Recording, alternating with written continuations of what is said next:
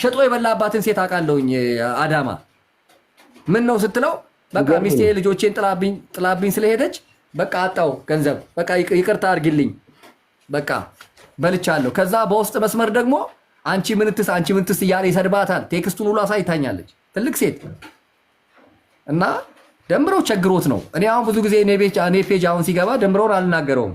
ለደምረው ቀስ እያልኩ ነው የእግዚአብሔርን ሐሳብ ቀስ እያልኩ ደም የምን መሰለ እውነታው እኮ እዚህ ጋር ነው። በቃ ሰዎች ሊናገሩት አንተ ሆዳም፣ አንተ ቅብርጥሶ፣ አንተ ምናምን ሲሉት አዎ ችግር አንገት ያስደፋል፣ ማጣት አንገት ያስደፋል። እንደ ኢትዮጵያውያን ይሄን አንደርስታንድ እናድርግ እንጂ እኛ እኮ ጌታ ስለረዳን ጥርሳችንን ነክሰን እኔ እንደደረሰብኝና እንዳለፍኩበት የወንጌል ጎዳና ቢሆን እንዲያረ እኔ ጴንጤ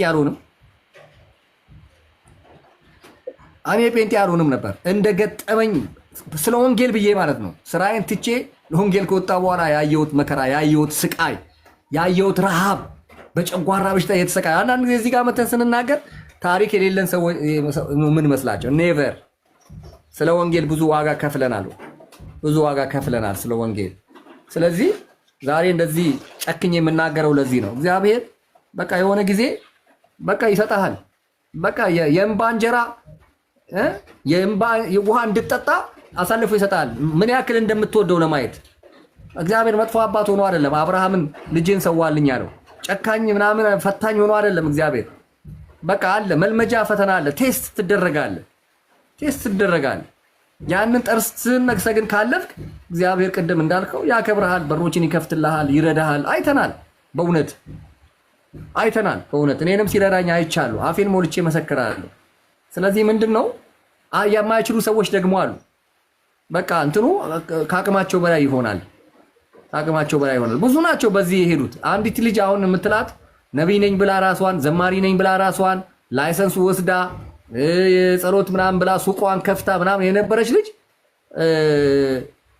ተጫወቱባት። ወንዶች እናገባሻለን እያሏት ጴንጤዎች ተጫወቱባት። ዘማሪውም እየመጣ ይዟት ያድራል። የሚገርም ነው። ሰባኪውም መጥቶ ይዟት ያድራል። በነፍሷ ተጫውተው ጥለዋት ሲሄዱ መጨረሻ ላይ ምን አለች? ኦርቶዶክስ ይሻለኛል ወደ ኦርቶዶክስ ሄዳለሁ ብላ እንትና ጋር ገባች። እነማን ነው? ምረታብ ጋር ሄደች። ከዛ ደግሞ የተወሰነ ጊዜ ቆየችና ውስጧ ሲወቀስ ተመልሳ መጣች። እንደገና ያው ቪዲዮ አለ እና አቤል አቡና ጋር ገብታችሁ ማየት ትችላላችሁ። መጣች። ውስጤ ሰላም አጣ፣ ተወቀስኩኝ፣ ግን ተናድጄ ነው የሄድኩት አለች። እናገባሻለን እያሏት እነ ይትባረክ የሚባሉ ዘማሪዎች ሌሎችም እንደፈለጉ ሲጫወቱባት፣ እነ ደረጀ የሚባል ፓስተር በደንብ ነው ማቃቸው እኔ እንደ ውሽማ ይዘዋት ሲጫወቱባት ማት እንትኖች። የሚገርም ነገር መልክ አላነሳትም። ቆንጆ ናት፣ ሼፕ ቆንጆ ናት፣ ግን ራሷ ማስከበር አልቻለችም። ቶሎ ከዝሙት ጠንቅ ለመውጣት ገብተዋል። ቶሎ ትዳር ውስጥ ገብታ በቃ ለመገላገል ነበር እሷ የፈለገችው። አልሆነም፣ አልተሳካም። ስለዚህ በንዴት ሄደች። አየህ፣ ይሄዳሉ፣ በተለያየ መንገድ ይካሄዳል። መሰናክል የሆኑባት እነዚህ ወንድሞች ናቸው። አየህ፣ ወደዚህ ወዳልሆነ ጦስ ውስጥ የከተቷት። ጌታ በመጽሐፍ ቅዱስ ምን ይላል? ለሰው ልጅ መሰናክል ከምትሆኑ ይልቅ የወፍጮ ድንጋይ ተሸክማችሁ ወደ ጥልቁ ብትሰጥሙ ይቀላል ይላል። መሰናክል ሆነውባታል ማለት ነው። አየህ፣ አሁን በሷም አልፈርድም። እኔ አሁን እንደነገርከኝ ሀብትሽ እንዴ ስንቱ መሰለ እኔ ስንቱን አሁን እኔ ይኸው በእግዚአብሔር ፊት ነው የምነግራችሁ። ነብይ ነኝ ብሎ ራሱን የሾመ ሰው 120 ሺህ ብር ከፍሎ ነው ከእንትን በሙስና ላይሰንስ የወሰደ ሰው የሆኑ ከተማዎች ላይ ቤተክርስቲያን ብሎ 2 ቦታ ከፍቶ መገለጥ ፈውስ ምናምን አመጣ ነበር አለ።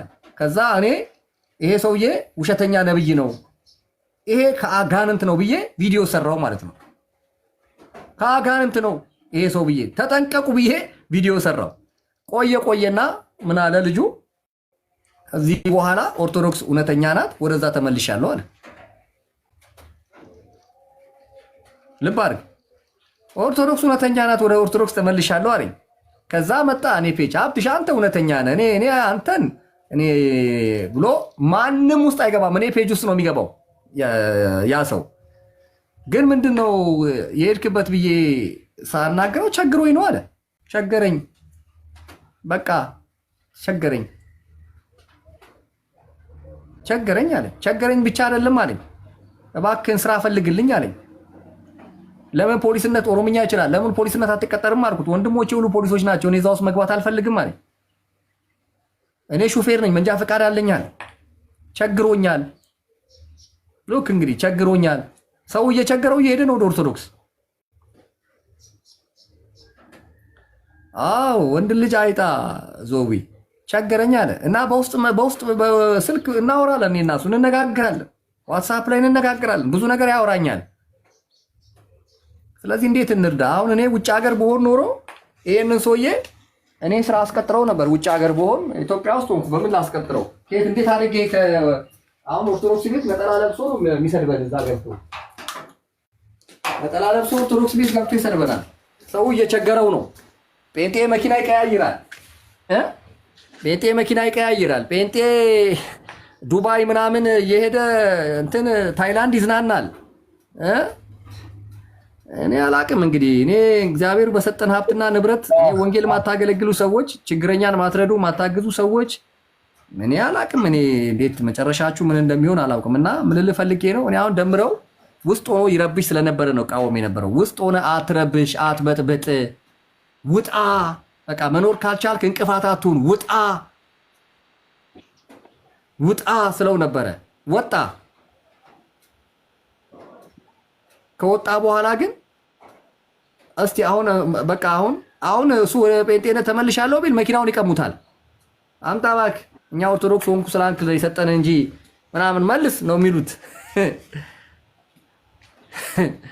ስለዚህ አይ ዶንት ኖ ጌቱ አሁን ይመቻል መናገር በኋላ ሰጣሃለሁ ገዜም እና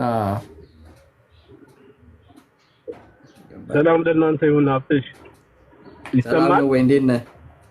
ይሰማል? እግዚአብሔር ይመስገን። አዎ አይ እኔ ያው ከዚህ በፊት ብዙ ጊዜ ሞካክሬያለሁ አንተ ጋር ለመግባት፣ ግን ያው ከስራዬ አኳያ ብዙ አልመች እያለኝ ቅድምም ጉዳይ ላይ ስለነበርኩኝ ነው። እና እኔ ምንድነው አንተ አሁን በአብዛኛው እውነቱን ያው የነቢያትን ተቃውሞ እነዚህ ሐሰተኞቹን ሌቦቹን ስትቃወም ለማያውቅ ሰው ማለት ነው፣ ላልደረሰበት ሰው ውሸት ይመስላል። ገባ? ወይንም አንተ ቀንተህ ይመስላቸዋል ወይ በቃ እነሱ ላይ በጣም ቀንተህባቸው እንደዚህ አይነት ነገር ነው የሚመስለው ለሌላው። ነገር ግን የደረሰበት ሰው ነው የሚረዳው። እኔ አሁን ደርሶብኛል፣ ብዙ ጊዜ ተበድያለሁ በተለያዩ እነዚህ ሌቦቹ ነቢያቶች ማለት ነቢያት የሚባሉት ለሌቦቹ ቢዝነስማኖች ማለት ነው። እንደ ታምራት አረቀኝ በለው፣ በላይ ሽፈራው በለው፣ ኤርሚያስ ሁሴን በለው፣ እነዚህ ሰዎች ትዳሬን እስከ ማፍረስ ድረስ ነው የደረሱት። እኔም እንደማንኛውም ሰው ተሸውጃለሁ። መጀመሪያ ላይ ለችግሬ መፍትሄ ያመጣቸው ሰዎች ናቸው ብዬ ዛሬ 10 ዓመት ምናምን አካባቢ ነው ያኔ የፈሉበት ዘመን ላይ ማለት ነው። እኔም ሄጄ ባለቤቴንም ሰድጄ እግዚአብሔር እንዲናገር አንዳንድ ችግሮች ስለነበሩ እግዚአብሔር እሷንም እንዲቆጣ እረፊ ባልሽን አክብሪ እንዲል፣ ነገር ግን ያላሰብኩት ነገር ነው የሆነው። ስለ ገንዘብ ነው የሚያወሩት እነሱ እና ሳላስበው እኔ ቤቴ ውስጥ አጋንንትን ያስገባው ገብቷል። እና ምንም አይሆንም ትዳርሽ ምናምን ብሎ የተነበዩት ሁሉ ፉርሽን የሆነው እራሷ ነች አልፈልግም ብላ ትዳሩን ያፈረሰችው የዛሬ 4 ዓመት አካባቢ ማለት ነው።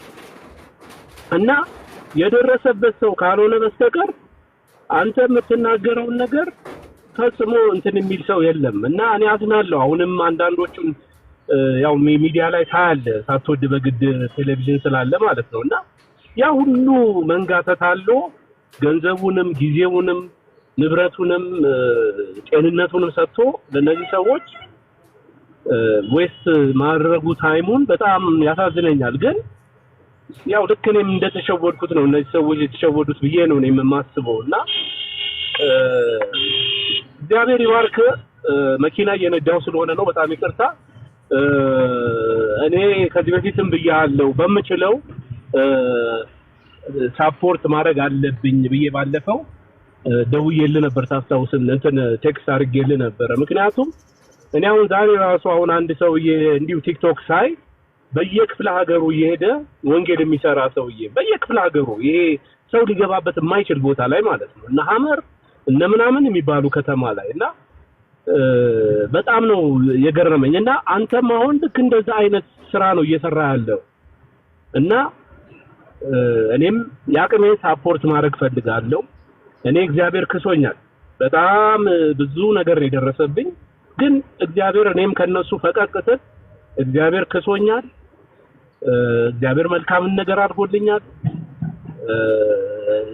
ልጆቼም እየተባረኩ ነው ያሉት እና ሌላው ደግሞ ነባር ቸርቾች ላይም አንዳንድ ችግሮች አሉ። ባይገርም እኔ አሁን ያደኩባት ቤተክርስቲያን ነበረች ከልጅነቴ ከአባቴ ጀምሬ ከዛም እኔም ተጠምቄ እንትን ስልበትና ያ አይነት ነገር ስላልነበረ ነበር እኛም ወደዚህ ወደ ነቢያቶች ሄደን የተሸወድነው ማለት ነው። እና እዛ ነባር ቤተክርስቲያን ላይ ራሱ አሉ አንዳንድ ፓስተር እኔ በምን ሂሳብ ፓስተር እንዳደረጓቸው ራሱ አይገባኝም። ትርጉሙ ራሱ መጋቢ ማለት ትርጉሙ የገባቸው አልመሰለኝም። ለበጎቹ የሚጠነቀቅ ነው እኔ እስከማውቀው ድረስ። መጋቢ ማለት ፓስተር ማለት በጎቹን የሚጠብቅ ለበጎቹ የሚራራ በጎቹ ሲጠፉበት ፈልጎ የሚያገኝ።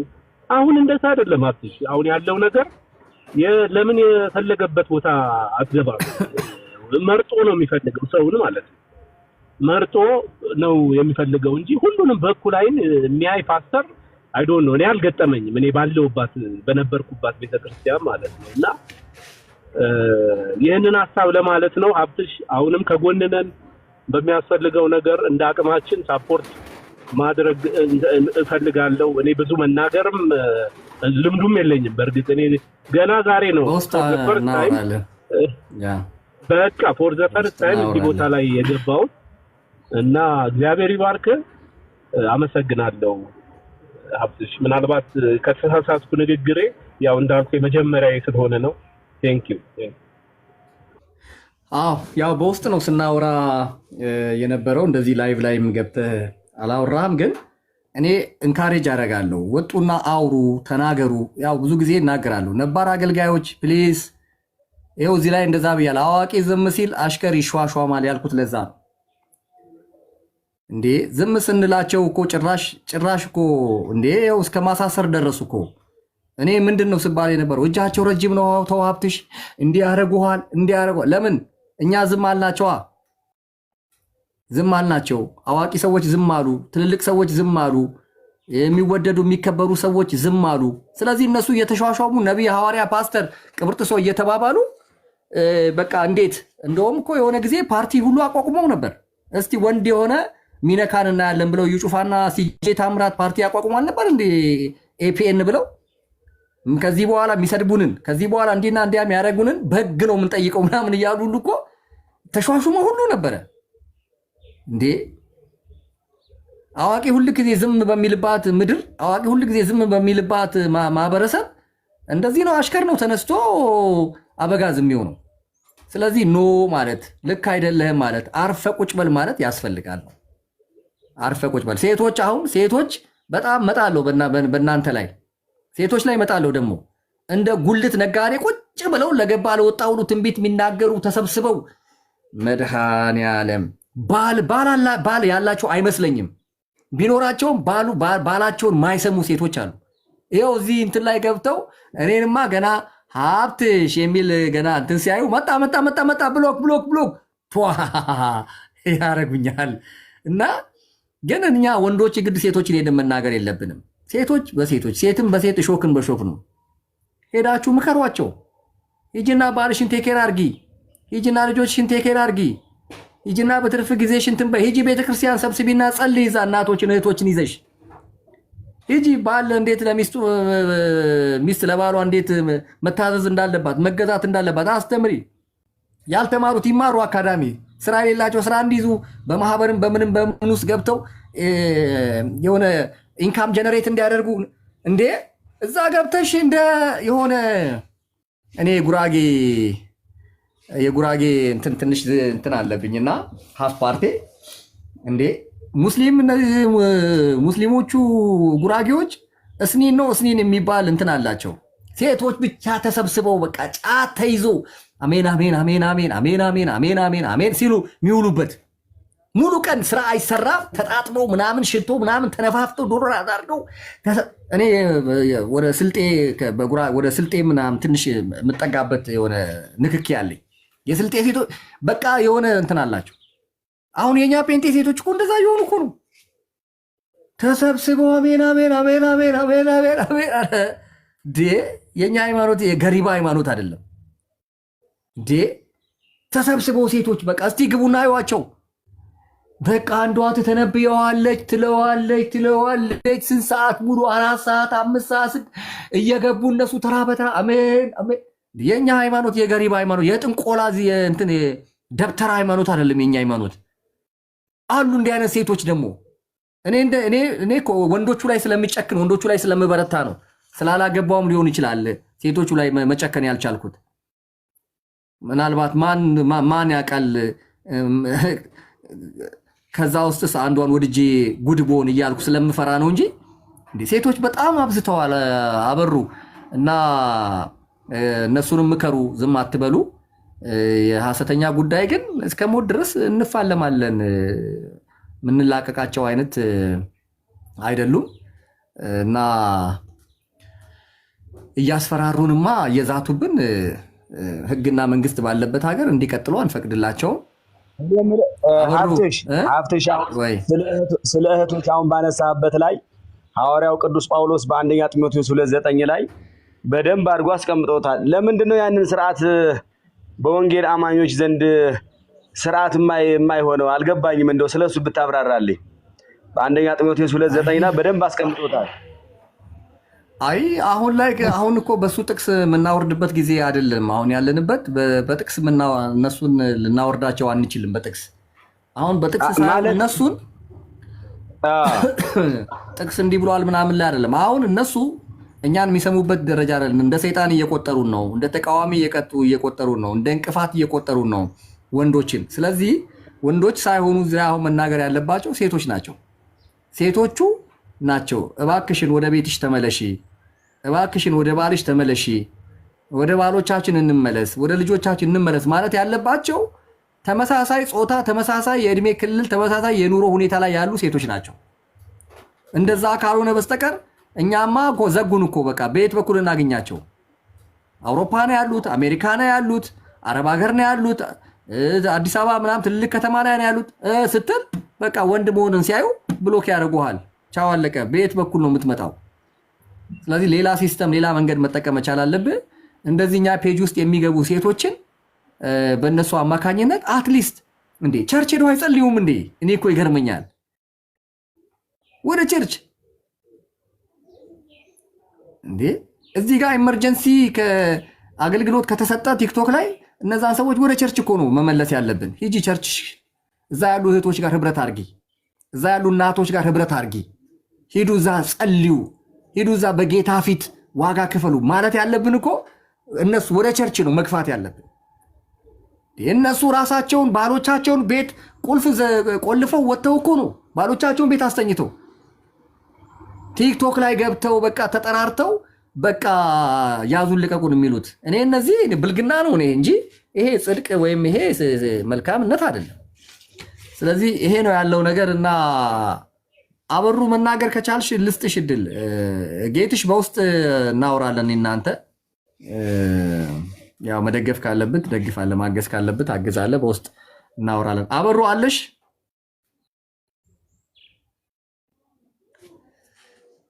እሺ ገዜ ወደ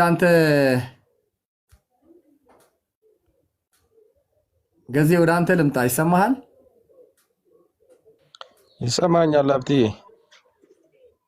ሀሳብህን አሁን መቀጠል ትችላለህ። ጥሩ። ሰላም ለእናንተ ይሁን። እንዴት ናችሁ? ሁሉ መልካም ነው ወይ? እግዚአብሔር ይመስገን። ሀብትሽዬ እንግዲህ ከእስር ቤት መልስ አሁን ያየው እንኳን በሰላም በጤና ተፈታክ። አሜን። እንኳን ጌታ ረዳክ፣ እንኳን እንደ ሰው ጌታ አልሆነብህ እና ደስ ብሎናል።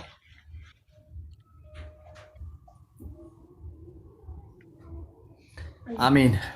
በጣም ጥሩ ነው። እየሰማሁት የነበርኩት ሀሳብ እንግዲህ ረዘም ላለ ጊዜ ስትነጋገሩበት እንደነበረ አይቻለሁ። ያው ጣልቃ መግባት ስለማይፈቀድ ነው ዝም ብዬ ጊዜ የጠበቅኩት። ብቻ በአጠቃላይ የእግዚአብሔር ፈቃድ ምን እንደሆነ መርምራችሁ ወቁ ስለሚል እግዚአብሔር ቃል ሰው ግን በብዙ ነገር ከተናገራችሁት መካከል ቅድም ስገባ ከዮሐንስ ጋር ስታወሩ የነበረው ነገር ትንሽ ተቻርጎኛልና ምንድነው አንዳንድ ሰዎች ጌታን ትተው ወደ ሌላ የሚሄዱበት ምክንያቶች በጣም ግራ የሚያጋባ በጣም የሚያስደንቅ እንዲሁም ደግሞ ምንድነው ሰምተው የመጡት ራሱ ምንድነው ወደዚህ ክርስትና ሲመጡ ምን ሰምተው ነው የመጡት ምን ፈልገው ነው የመጡት ወደ ማለት ደረጃ ይወስዳልና እንግዲህ እኛ ክርስትናን ስንቀበል ልካችን ተነግሮን ነው ጌታን የተቀበልነው። ልካችን ምንድነው? ክርስትና መስቀል እንዳለው ክርስትና በብዙ ጎዳና እንደሚኖር የተወለድንባት ቤተክርስቲያን እያስተማረች እየመከረች ነው። ወደዚህ ህይወት ስንመጣ ዝም ብለን አይደለም የመጣነውና ብዙ ሰዎች ግን ወደ ጌታ ሲመጡ እነዚህ ትተው ወይም ደግሞ ተቸግረናል ብለው የሚወጡ ሰዎች ምን ሰምተው ነው ወደ ጌታ ሲመጡ ምንድነው የነገሯቸው? ምን አይነት ወንጌል ሰምተው ነው የመጡት? ወንጌላችን በብዙ መንገድ የሚኖር ሲሆን በተድላም ትኖረዋለህ በስቃይም የምትኖረው ነው። ወንጌል ህይወት ነው። ሲጀመር ወንጌል የምድራዊ ባለጠግነት ብቻ አይደለም። ስለ ወንጌል ሲነግሩን አስጠንቅቀው ነው ነገረውን ያመጡ። እያየግባበት ተብለን የመጣ ነው። ወንጌል የህይወት የዘላለም ህይወት ሲሆን በምድር ደግሞ ብዙ መከራን እንደሚያስከፍል ዋጋ እንደሚያስከፍል መከራ እንደሚያስቀብል ነው ተነግሮን የመጣ ነውና እነዚህ ትተው የሚሄዱ ሰዎች ምን ሰምተው ነው የመጡት? ምን ፈልገውስ ነው የመጡት? ሲሄዱስ ደግሞ ምን ሆነው ነው የሚሄዱት የሚል ትልቅ ጥያቄ ውስጥ ቢኖርም እውነት ግን ተቸግረው ነው ወይ የሄዱት? እውነት ግን የሚበሉትን አጥተው ነው ወይ የሄዱት? ሲመጡስ እውነትም ጌታ ገብቷቸው ነው ወይ የመጡት? አሁን ቀደም ስለ ወንድማችን ስለ ደምረው ስትናገሩ ነበር ሰምቻለሁና ደሜ መጀመሪያ ራሱ ክርስቶስ ገብቶታል ወይ? ክርስቶስ ገብቶት ነው ወይ ወደዚህ እምነት የመጣው?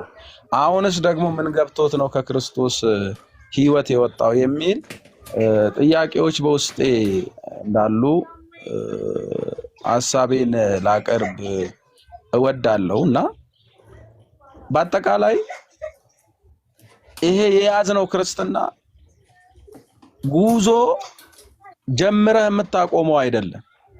ሰው ሁሉ ሊሰማ የሚገባው ሰው ሁሉ ሊያውቅ የሚገባው ክርስትና ሲገባበት በቃ ቻሌንጅ አለ።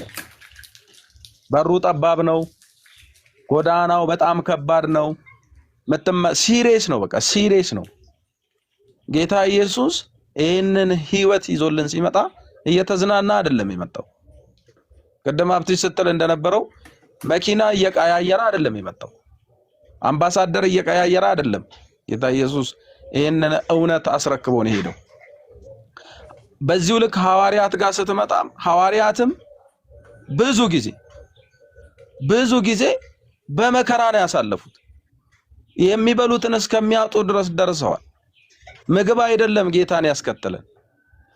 እንደዛማ ከሆነ በጣም ከሚገርም በዮሐንስ ወንጌል ምዕራፍ 6 ላይ ያሉ እነዛ 5000 ሰዎች እኮ ከበሉ በኋላ ሌላ ሰዎች ጋብዘው መጥተዋል። ከዛ ጌታ ኢየሱስ ተቀየረባቸውና ዛሬ እኔን ነው የምትበሉት ሲላቸው በጣም ነው የደነገጡት ይላል። ምንድነው ክርስትና እኮ ልንኖረው የተገባ በማንነታችን ላይ በአይዴንቲቲችን ላይ ወስነን ነው የመጣነው። እንኳን ክርስትና አንድ ባልና ሚስት ሲጋቡ ኪዳን አላቸው።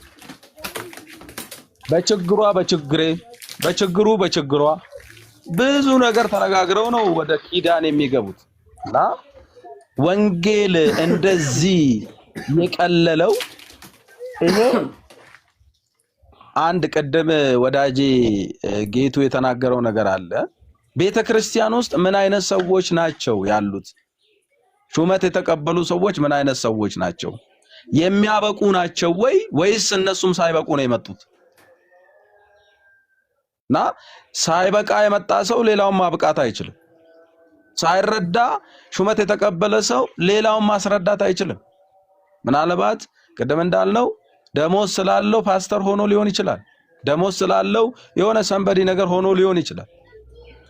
ክርስትና ግን እንደዛ ነው ወይ? ክርስትና እኮ ዋጋ ያስከፍላል።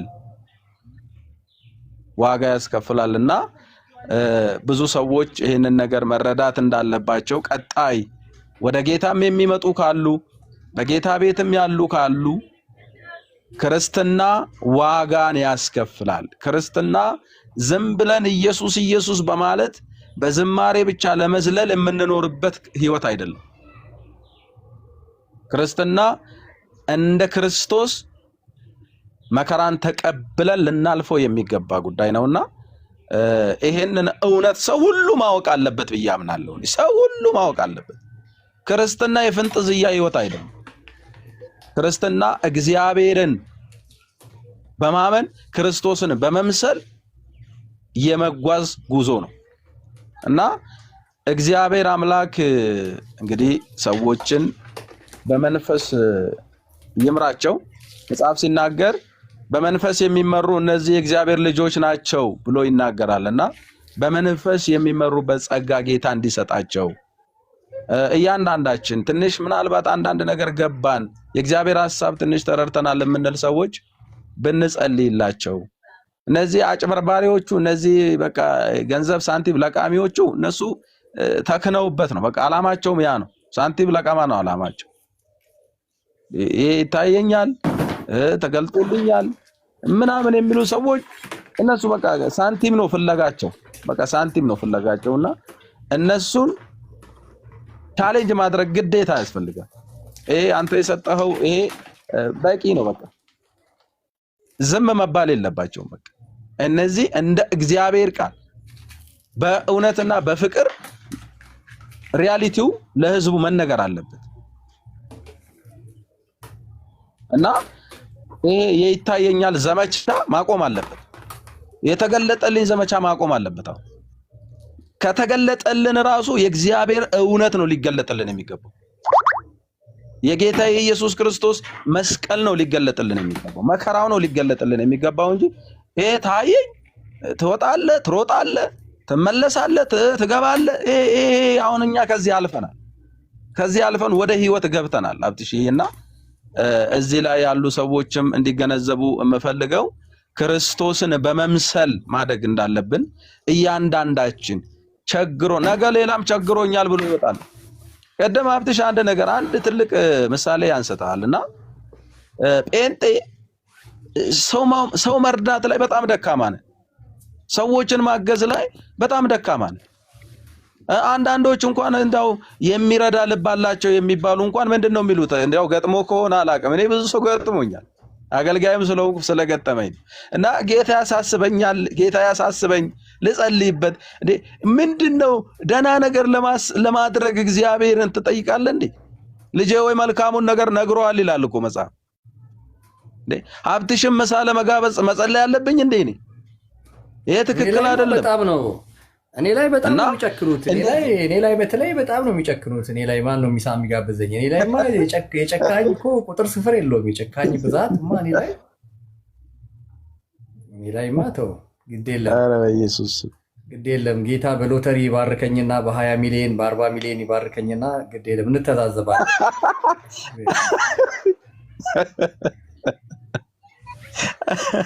እና አብትሽዬ በጣም የሆነ የክርስቶስ ልብ ቢኖረን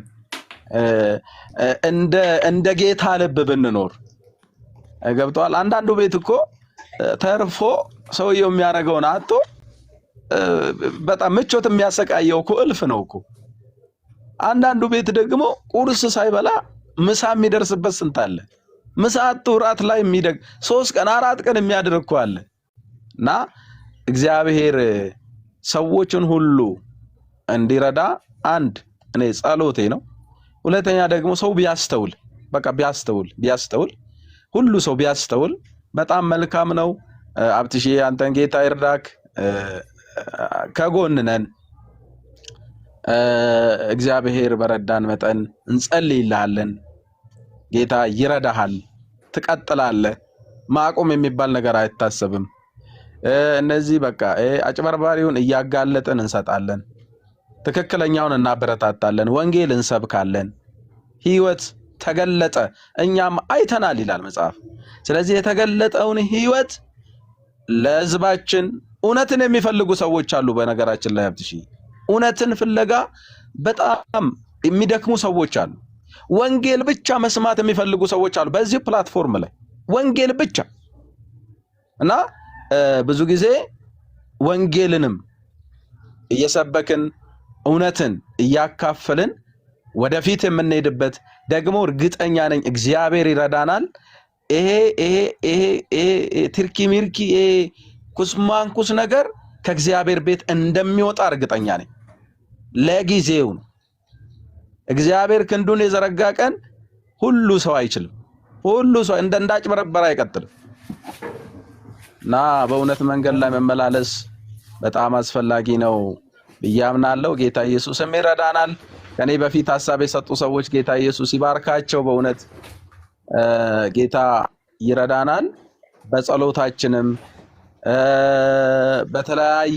በተለያየ ባለንበት ቤተክርስቲያን የእግዚአብሔርን ቃል በማንበብ በመጸለይ በተለያየ ነገር እየተጋን ሌሎችን ለማስመለጥ ከህይወት ወደ ሞት የሚሻገሩትን ወደ ህይወት በመመለስ ድቅድቅ ጨለማ ውስጥ ያሉትን ወደሚደነቅ ብርሃን እያመጣን ሰዎችን የመታደግ ስራ ብንሰራ በጣም ጥሩ ስለሆነ ወዳጆቼ እየሰማችሁኝ ያላችሁ እናንተም በዚህ ስራ እንድትጠመዱ ከዚህ ከዓለም ትርምስ መች እንደምንገላገል አናውቅምና አንድ ቀን ግን ክርስቶስ መጥቶ ይገላግለናል።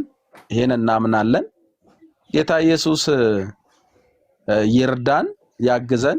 በርቱልኝ፣ በጣም በርቱልኝ። ልባችን ቅን ይሁን።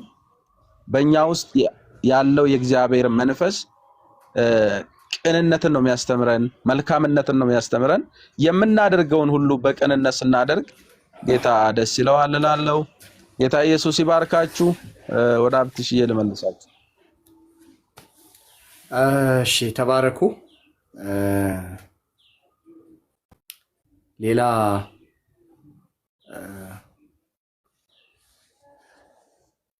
ሀሳብ መጨመር ፈልጋለሁ የሚል ሰው ካለ እድል ስጠውና እንጨርሳለን። ናገር መፈልጋት የቀረችኝ ሀሳብ አለኝ የሚል ሰው ካለ ከዮሐንስና ከጌቱ ወንድማችን የቀረ ነገር ካለ መጨመር ይቻላል። ከሌለ መልካም ጊዜ። ጌቱ በውስጥ ጽፍልሃለሁ፣ ጠብቀኝ። ከዚህ እንደወጣው በወንጌል ታረቀኝም ደውልልሃለሁ ስልክህን። ተባረኩልኝ።